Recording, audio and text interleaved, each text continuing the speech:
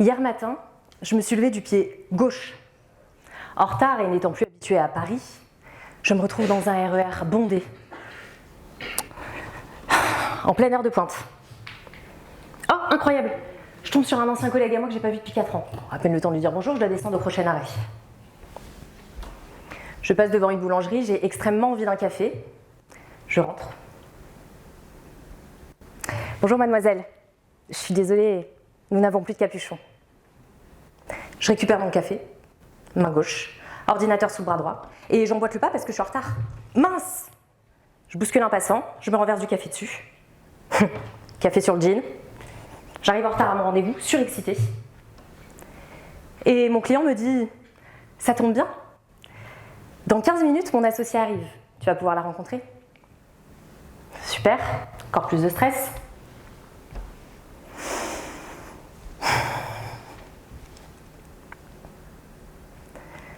Hier matin, je me suis levée du pied droit. Je suis en retard, mais je prendrai quand même un café sur le chemin. Oh, magnifique cette vitrine, incroyable. Une des plus belles boulangeries que j'ai jamais vues à Paris. Je vais prendre mon café ici. Je suis désolée mademoiselle, mais nous n'avons plus de capuchon. Je récupère mon café en main gauche, ordinateur bras droit, mais je suis en retard donc j'emboîte le pas. Mince! Je bouscule quelqu'un. Je m'excuse. J'arrive à mon rendez-vous et je suis très gênée de ces 15 minutes de retard, ce que j'explique à mon client. Et il me dit « C'est pas grave, ça tombe bien, mon associé arrive dans 15 minutes. » Pendant ce temps, prends le café que tu n'as pas pu prendre, me lance-t-il.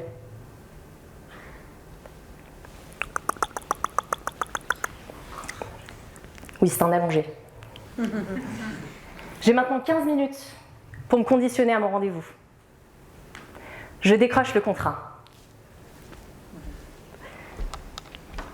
Comment se fait-il qu'une seule et même journée puisse avoir 2 perceptions, 2 possibilités, 2 finalités? Et j'ai envie de vous poser la question dans la salle. Qui est-ce qui a déjà enchaîné une journée catastrophe? À main levée. Voilà. Le proverbe, l'adage, une catastrophe sans catastrophe. Et depuis que je me suis posé cette question, je me suis intéressée de très près aux neurosciences. Ça fait maintenant depuis plus de 2 ans que je cherche, que je lis, que je m'instruis sur le sujet.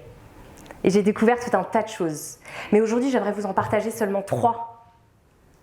3 qui, à mon sens, sont réalisables au quotidien, pérennes et, pour les plus rachos, gratuites.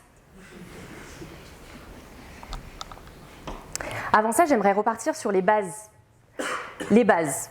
On sait très bien que pour une bonne construction, il faut des bonnes fondations. Et je pense que pour nous, les êtres humains, bonne fondation, ce serait un sommeil de qualité, une alimentation variée et équilibrée, bouger son corps et avoir un minimum d'interaction sociale. Ça, c'est dans les faits. Mais finalement, est-ce qu'il existe une formule magique qui ferait qu'on puisse se lever tous les matins ou un maximum de matins du pied droit? Et pour ça, je vais donc vous partager les 3 piliers fondamentaux qui, à mon sens, peuvent changer votre journée, votre quotidien et peut-être, je l'espère, à plus long terme, votre vie en termes généraux. La toute première chose, la plus simple que l'on puisse faire tout un chacun, c'est d'aller chercher la lumière naturelle, comme une plante. Il s'avère que Andrew Huberman, professeur de neurosciences à Stanford, a révélé quelque chose d'excessivement intéressant. Prendre la lumière du soleil dans l'heure qui suit votre réveil vous permettrait d'augmenter un maximum d'hormones bénéfiques pour continuer votre journée. Incroyable, n'est-ce pas? Et avec les études qu'il a faites, il s'est rendu compte que globalement, toutes les personnes qui sortent dans l'heure qui suit leur réveil pour aller chercher les rayons du soleil ont une amélioration nette de leur système immunitaire, une amélioration grande de leur humeur. Ça aide aussi à se mettre en mouvement pour le reste de la journée. Et enfin, dernière chose et non pas des moindres, il s'avère que lorsque vous prenez la lumière dans l'heure qui suit votre réveil, vous allez augmenter de façon lente et contrôlée votre taux de cortisol. Le cortisol étant l'hormone du stress, certes, mais là vous le contrôlez. Et ce qui est intéressant, c'est que une fois que vous avez eu ce pic de cortisol, 16 heures plus tard, vous allez sécréter automatiquement de la mélatonine. C'est l'hormone pour aller faire dodo, l'hormone du sommeil. Et la boucle est bouclée. J'ai envie d'aller un petit peu plus loin parce que ça c'est facile. On peut le faire, certes, mais il y a d'autres choses qu'on peut faire qui demandent un tout petit peu plus d'effort. Et ça va vous demander 5 minutes dans votre journée. La gratitude. La gratitude ou le besoin de reconnaissance. En tout cas, le fait d'être reconnaissant. La gratitude peut transformer les jours ordinaires en actions de grâce, les tâches routinières en joie et les opportunités ordinaires en bénédiction. En fait, c'est très simple. On part du principe que, à partir du moment où vous faites l'exercice de gratitude qui consiste à dire que vous êtes bien, que vous appréciez les choses que vous avez, vous développez tout un tas d'hormones, une fois de plus, excessivement bénéfiques et dans l'instant T. Avec les études qui ont été réalisées, le simple fait de penser que vous appréciez prendre une douche parce que vous avez de la chance d'avoir de l'eau, c'est un exemple. Vous avez de la chance d'avoir de l'eau, et pour les plus chanceux, de l'eau chaude, réduit drastiquement les symptômes dépressifs, améliore la qualité de votre sommeil et réduit la pression artérielle qui, in fine, amène à une meilleure santé cardiaque. Vous avez deux possibilités pour exercer ou pour faire un exercice de gratitude. La première, c'est simplement y penser. Comme je vous ai dit, vous êtes sous la douche et vous vous rendez compte de la chance que vous avez de prendre cette douche. Et la seconde, et c'est celle que je fais depuis 2 ans maintenant, tous les jours, c'est ce petit carnet. Je me réveille, j'ouvre les yeux et je me dis à quel point je suis chanceuse d'avoir tout un tas de choses. Et je peux vous assurer qu'au bout de 2 ans, je trouve encore des nouvelles choses. Ça, c'est parce que la vie continue. Mais cet exercice a été prouvé qu'il permettait d'être bien plus heureux. La dernière chose que j'aimerais vous dire par rapport à la gratitude, c'est que vous allez révéler automatiquement, au moment où vous êtes en train de faire cet exercice, 3 hormones très intéressantes. La première, c'est la dopamine, l'hormone de la récompense, quand vous mangez un carreau de chocolat ou que vous vous enfilez un burger. Sauf que ça coûte moins de calories et moins d'argent. La deuxième, c'est l'ocytocine, l'hormone de la reconnaissance, tout simplement, que vous allez mettre en avant, et de l'empathie. Et pour terminer, vous avez la sérotonine. Ces 3 hormones-là vous rapprochent un petit peu plus du bonheur. La dernière chose que j'aimerais mettre en avant, et non des moindres, c'est le système d'activation réticulaire. Le système d'activation réticulaire est un ensemble de fibres neuronales situées dans le tronc cérébral. Il s'avère que nous, les êtres humains, chaque jour, nous avons entre 70 à 80 000 pensées qui traversent notre cerveau. Et le système d'activation réticulaire va venir filtrer ces informations. Donc, ça va passer de votre inconscient à votre conscient. Et in fine, vous n'aurez que 6 à 8 000 pensées qui viendront traverser votre cerveau.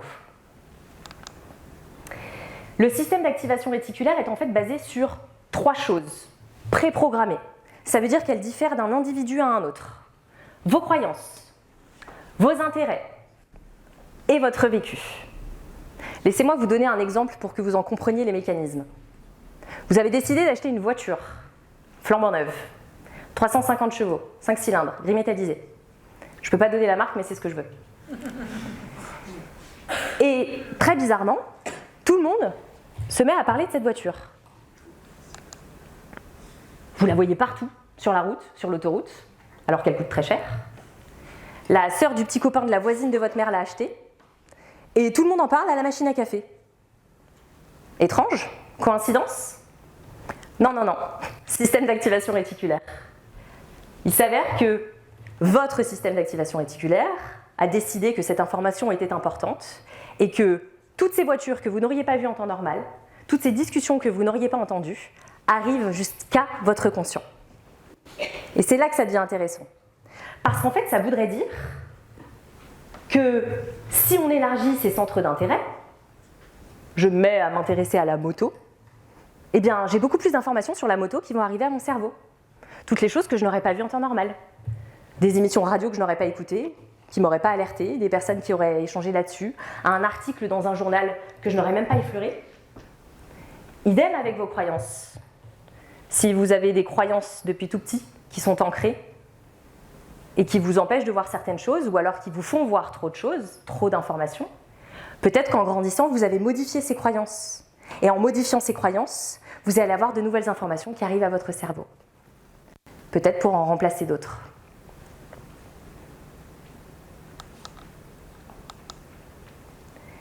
Donc je vous laisse retenir ces 3 choses qui sont excessivement simples, applicables au quotidien. La lumière, la gratitude et le système d'activation réticulaire. Moi, c'est ce que j'essaye de mettre en place pour essayer de faire que mes journées soient salutaires, un maximum. J'aimerais terminer par une histoire que j'aime beaucoup. Et cette histoire, elle se passe il y a très très très longtemps, aux confins de l'Extrême-Orient. Ce sont 2 moines qui entament une marche pour aller rejoindre leur monastère à 20 km en contrebas. Et pour ce faire, ils doivent longer une rivière. Cette marche n'a rien d'anodin. Beaucoup de moines avant eux l'ont effectuée et elle est faite pour un but précis. Compter ses pas, prendre conscience de l'environnement et de la raison pour laquelle ils effectuent cette marche. Soudain, de l'autre côté de la rivière, une jeune femme seule et frêle n'arrive pas à traverser la rivière. Elle est glacée par la peur de l'eau. Sans aucune hésitation, le plus vieux des 2 moines traverse la rivière, arrive à sa hauteur, la récupère sur son dos, retraverse la rivière et la dépose de l'autre côté de la rive. Les 2 moines reprennent leur chemin. Quand au bout d'1 heure, le jeune moine s'adresse au plus ancien.